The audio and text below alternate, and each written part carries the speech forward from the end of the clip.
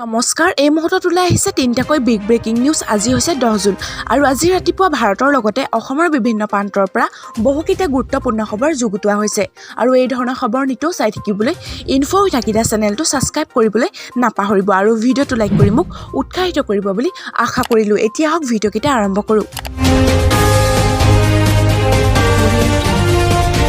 আজি বছৰৰ প্ৰথমটো সূৰ্যগ্ৰহণ দেখা যাব এই বিৰল দৃশ্য আজি 10 জুন তাৰিখ বুধবাৰে বছৰৰ প্ৰথমটো সূৰ্যগ্ৰহণ দেখা যাব এক বিৰল দৃশ্য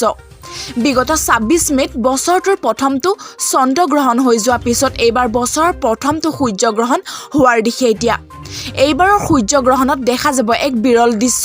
সূৰ্যই বলয় ধাৰণ কৰিব যাৰ ফলত ৰিং অফ ফায়াৰ বা জ্বলন্ত আঙুঠি দেখা পোৱা যাব ইয়াৰ অৰ্থ এয়াই যে এইবাৰৰ গ্ৰহণত সূৰ্যৰ প্ৰায় 99% চন্দ্ৰৰ ছায়াত লুকাই পৰিব চন্দ্ৰই সম্পূৰ্ণ মাজত অৱস্থান কৰি সূৰ্যক ঢাকি ধৰিব তেতিয়া সূৰ্যৰ চাৰিওফালৰ অংশ অধিক উজ্জ্বল ৰূপত এটা আঙুঠিৰ ৰূপত দেখা যাব যাক বলয় বা গোলাকাৰ আঙুঠি এটাৰ দৰে দেখাৰ বাবে বলয়াকাৰ গ্ৰহণ বুলি কোৱা হয় চলিত বৰ্ষত মুঠ 4টা গ্ৰহণ লাগিব 2টা চন্দ্ৰগ্ৰহণ আৰু 2টা সূৰ্যগ্ৰহণ আজি হ'বলগা এই সূৰ্যগ্ৰহণ ভাৰতত আংশিকভাৱেহে দেখা যাব এই আংশিক সূৰ্যগ্ৰহণ ভাৰতীয় সময় অনুসৰি দিনৰ 1:42 আৰম্ভ হ'ব আৰু সন্ধিয়া 6:41 সমাপ্তি ঘটিব সূৰ্যগ্ৰহণৰ মুঠ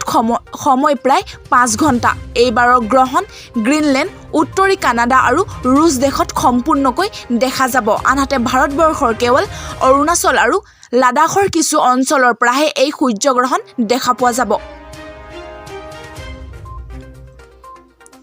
ৰূপহীহাটত আৰক্ষীৰ প্ৰহাৰত মৃত্যু হয় এজন যুৱকৰ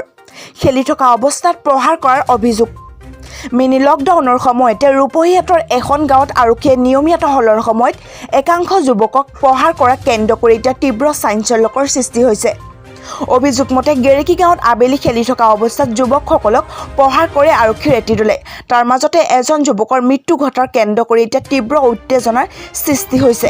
উত্তেজিত যুৱকসকলে ৰূপহীহাট আৰক্ষীৰ বিৰুদ্ধে থানাৰ সন্মুখত প্ৰতিবাদ মুখৰ হৈ পৰে অন্যহাতে সমনীয়াক হেৰুৱাই হাস্পতালৰ সন্মুখত হিয়া ঢাকুৰি কান্দিছে এজন যুৱকে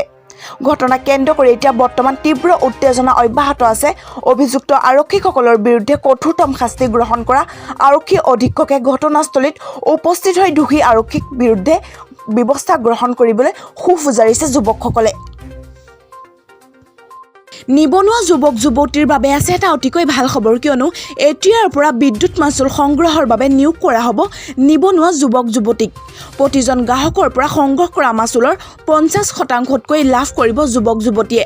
মুখ্যমন্ত্ৰীয়ে APDCLৰ অধীনৰ প্ৰতিটো প্ৰতিষ্ঠানক লাভজনক প্ৰতিষ্ঠানলৈ পৰিণত কৰিবলৈ নিৰ্দেশ দিয়াৰ পিছতে এতিয়া প্ৰথমটো অভিলাষী আঁচনিৰ কথা ব্যক্ত কৰিলে শক্তি মন্ত্ৰীয়ে